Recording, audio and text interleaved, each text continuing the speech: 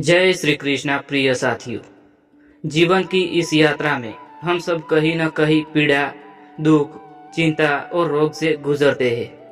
कभी शरीर बीमार हो जाता है तो कभी मन थक जाता है, कभी हालात हमें निराश कर देते हैं तो कभी रिश्तों की उलझन हमें भीतर से तोड़ देती है।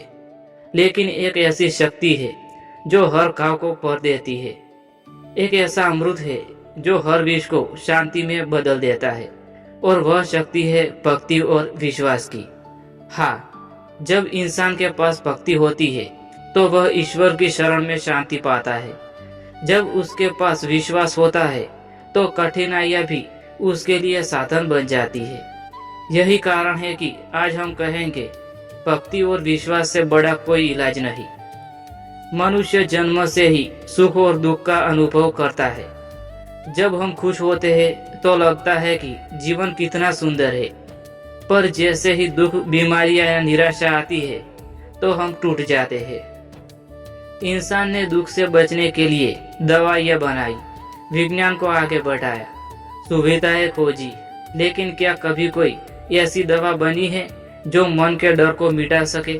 क्या कभी कोई ऐसा डॉक्टर मिला है जो आत्मा की पीड़ा का इलाज कर सके? नहीं, क्योंकि आत्मा को शांति मिलती है केवल भक्ति और विश्वास से। भक्ति केवल पूजा पाठ का नाम नहीं है।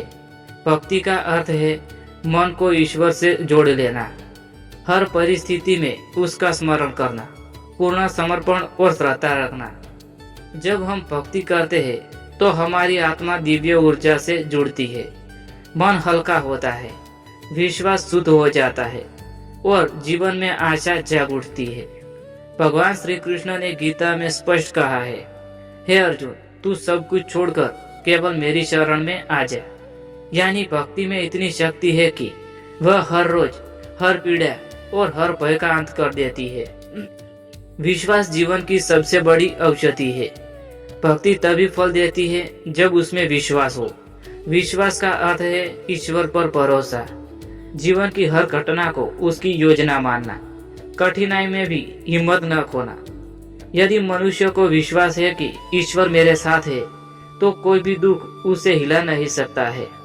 विश्वास से मनोबल इतना बढ़ता है कि शरीर की रोग प्रतिकारक शक्ति मजबूत हो जाती है।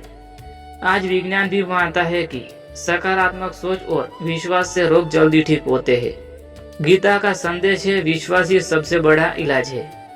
श्रीमद् भगवद गीता में श्री कृष्ण ने अर्जुन से कहा, जो लोग बिना किसी अन्य आसक्ति के मेरी भक्ति करते हैं, मैं उनके योग्य क्षेम रक्षा करता हूँ।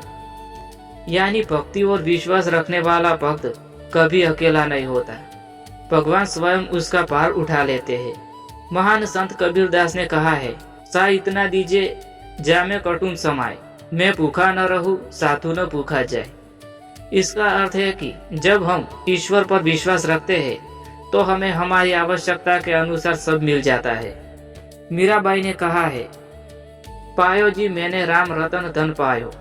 यानी भक्ति ही सबसे बड़ा धन है, सबसे बड़ा इलाज है। मीराबाई विष का प्याला पिया, लेकिन विश्वास था कि उन्हें श्री कृष्ण बचा लेंगे, और वही हुआ, विष अमृत बन गया।